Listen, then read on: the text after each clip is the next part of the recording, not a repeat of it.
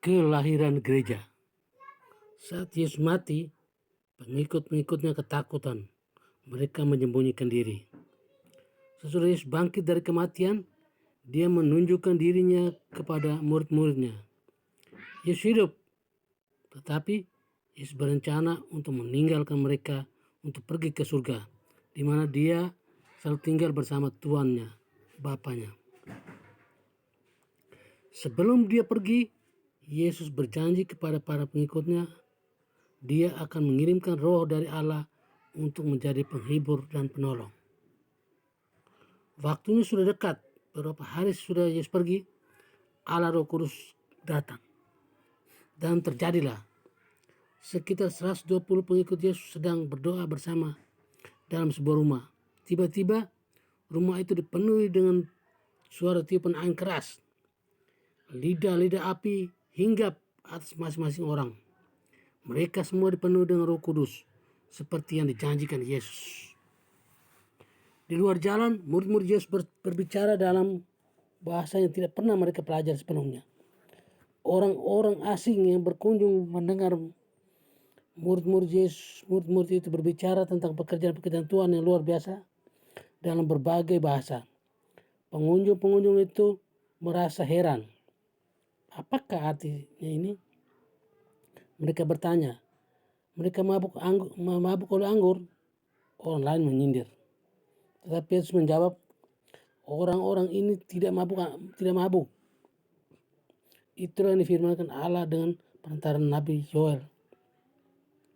Petrus kemudian mengingatkan mereka akan berkat dan pertolongan itu. Petrus berkata kepada orang-orang itu, mereka harus bertobat dari dosa mereka dan dibaptiskan dalam nama Yesus Kristus. Dan hendaklah kamu masing-masing memberi dirimu dibaptis dalam nama Yesus Kristus, maka kamu akan menerima karunia Roh Kudus. Petrus menjawab. Sekitar 3.000 orang menaatinya. Mereka bergabung dengan murid-muridnya sebagai pemuji Yesus. Tiap-tiap hari jumlah mereka bertambah dan gereja dimulai pada hari di mana Roh Kudus turun. Roh Kudus membawa kuasanya dalam hidup umat Tuhan. Suatu hari, Petrus dan Yohanes pergi ke dalam bait Allah, dan saat itu mendekati waktu sembahyang, seorang lumpuh duduk di dekat pintu gerbang luar. Dia minta uang kepada Petrus dan Yohanes. Kemudian Petrus menjawab, emas dan perak tidak ada padaku, tetapi apa yang kupunyai kuberikan kepadamu. Dalam nama Yesus Kristus, orang Nazaret itu, berjalanlah. Kemudian dia memegang tangan kanan orang itu dan membantunya berdiri.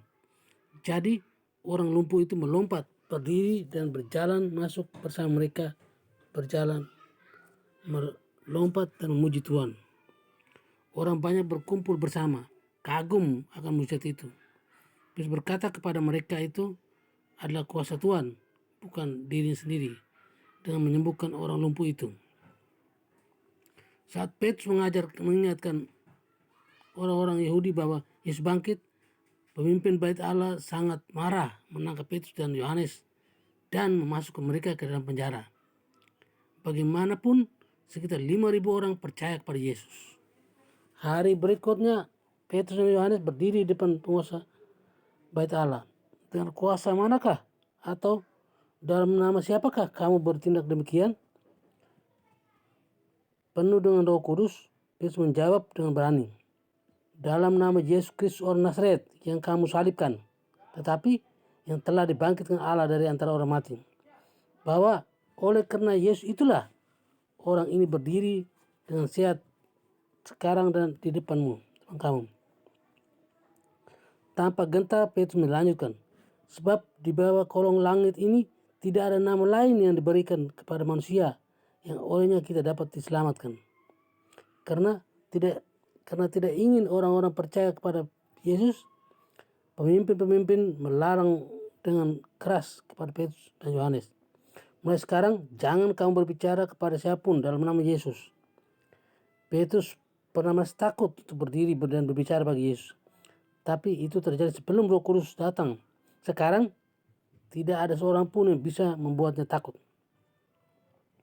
Petrus dan Yohanes menjawab, silakan kamu putuskan sendiri manakah yang benar di antara hadapan Allah. Taat kepada kamu atau taat kepada Allah. Sebab tidak mungkin bagi kami untuk tidak berbicara kata-kata tentang apa yang telah kami lihat dan apa yang telah kami dengar. Sesudah mengancam dengan keras, pemimpin itu melepaskan Petrus dan Yohanes. Pelayan-pelayan Tuhan yang berani itu berkata kepada teman-temannya, segala sesuatu yang terjadi pada mereka di penjara dan pengadilan. Kemudian mereka mengadakan satu pertemuan doa dan pujian yang besar. Lagi, Roh Kudus memenuhi umatnya dengan kuasa dan gereja kecil semakin tumbuh dan tumbuh. Demikianlah sabda Tuhan.